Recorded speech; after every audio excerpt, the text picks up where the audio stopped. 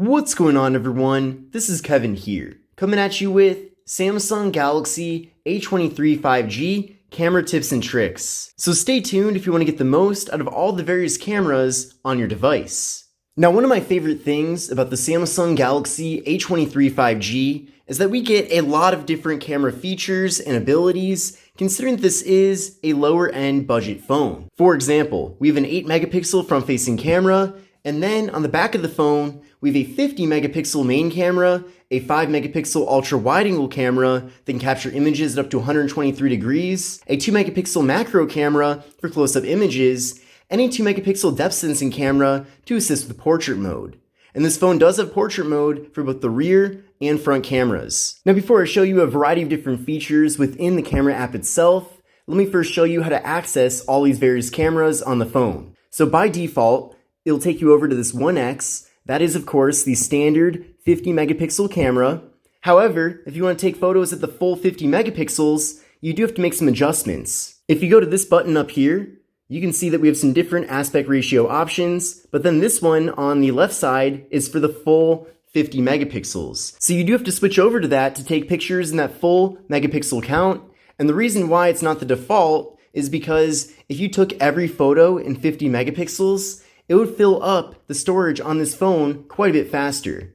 But again, if you want that, you can go up here to access it. Or if you want to, you can see here that we have other options for aspect ratios. Now, these other ones can be applied to any of the photo modes, but you can see 3x4 is the default. We also have 9x16 or 16x9. This is definitely ideal for thumbnails, for example. We also have 1x1, so square. And then we also have full, which takes up the entire display here. But getting back to showing you all the various photo modes, then you can switch over to this 0.5 to take you over to the ultra wide angle camera. And then with that, you're able to fit quite a bit more content into the frame.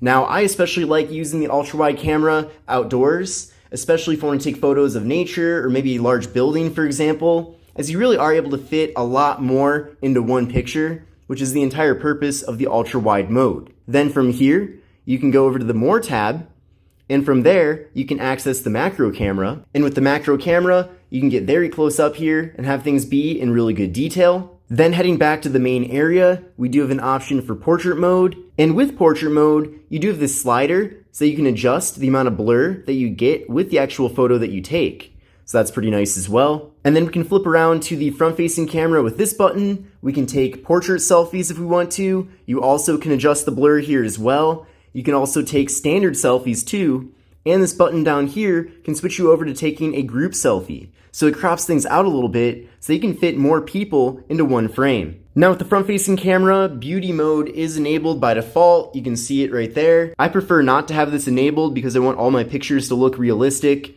So you can go here and then go over to face, and then you can turn that off if you want to so that that feature no longer is running.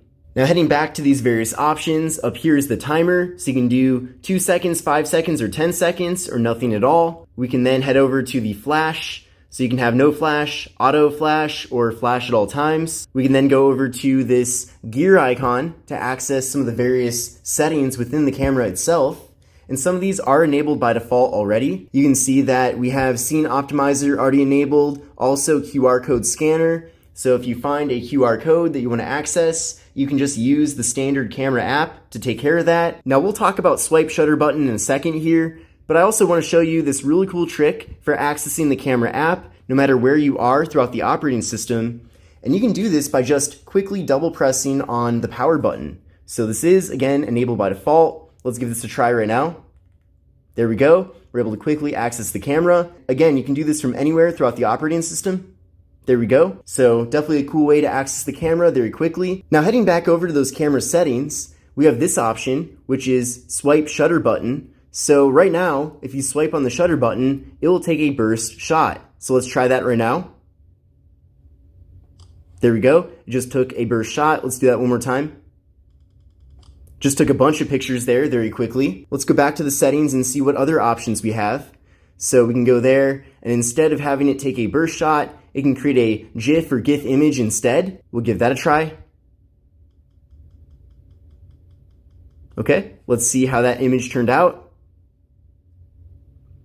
And there we go. just quickly created a GIF or GIF, however you prefer to call it. We also have high efficiency pictures. That's another format that essentially takes up less space in your phone, but the photos won't always be quite as compatible, so I would only use that if you really find yourself using up a ton of storage space on your phone. There's also save selfies as previewed, so it saves selfies and selfie videos as they appear in the preview without flipping them. We also have a high efficiency file format for video as well that you might want to consider. Auto HDR, I would definitely keep that on, as HDR kind of helps balance out your photos. We have grid lines, we'll go to that. And with grid lines, you're able to divide things into 9 rectangles to do the rule of thirds, so that might help you take better photos potentially. Now next up, I want to show you shooting methods, so we'll go there. And this first one is pretty interesting. So by default, the volume keys act as a shutter button, so let me give you a demonstration of that. So to take a photo, you can do volume up or volume down. Same thing if you're in video. Essentially, instead of tapping on the main shutter button here, you can just use the volume buttons instead. Now, if you don't want to do it that way, you can actually customize things, as you can see here, to have the volume keys do zoom in and out instead, or if you want to, you can just have them serve as system volume controls. So let's go to zoom in and zoom out. So you can see volume up, zooms in, volume down, zooms out, and it'll even go all the way out to the ultra wide angle camera. Now heading back over to the shooting methods, we also have floating shutter button. So I'll enable that, go back here, and you can see we now have an additional shutter button right there. You can move this around to anywhere throughout the camera app, which is pretty cool. But when you press on it, it does take a photo or capture a video depending on what mode you have the phone in. And then this final one here is already enabled by default, but it is called Show Palm. So essentially, if you show your palm to the camera in the selfie mode, it'll either take a selfie photo or record a selfie video. So let's try that right now. Let's flip around. Now this might not work quite as well with the camera here, but let's give it a try. It detected my palm, and there we go, just took the photo. Let's try that again. There we go. Maybe I can use that as a thumbnail on one of my videos. Now heading back over here to the main settings, we have this option called Settings to Keep. So if you find yourself constantly having to change settings and the phone goes back to the default and you have to change them again, you might want to go over here to Settings to Keep to pick certain camera modes and selfie angles and filters that will be the new default. Now another one that I want to show you is shutter sound. So when you take a photo or a video or really anything, the phone does make a sound. You probably heard that. So if you want to, you can disable shutter sounds. And after doing that, everything's silent. Now moving on, another option here is called watermark. So this will add a watermark to the bottom left corner of your pictures. So let's enable that. Now, as a reviewer, this especially comes in handy for me because oftentimes I'll forget which phone took which picture. So by having this watermark, that definitely gives me a way of keeping up with that. So you can type out your own message or just go with the default here. Let me see if my entire name fits in here. By Kevin Breeze. Oh no, couldn't type out the whole thing. Let's type, let's see here. What can I do? Kevin Breeze. One letter off. There we go, I changed things. So I put taken with Galaxy A23 5G by Kevin Breeze. There we go, it all fits. So with that done, let's go back here and then I'll take a photo and we'll take a look and you can see there's the watermark right there. Now with this background, it is kind of hard to see, but you get the idea. You can put a watermark on your images if you want to, or if you don't want to, you don't have to. Now one final thing to show you is a way to customize everything here at the bottom of the camera app. So you can see by default, we have portrait, photo, video, and more. Now if you want to put something else down here, just go to this plus button, and then you can pick up whatever you want to put down there. So I'll put the macro camera down there as an option in between photo and video. Now you can't take out photo or video, unfortunately, but you can take out portrait mode if you want to. And of course, you can take any of these other options and put them down here as well. But let's go to save and go back.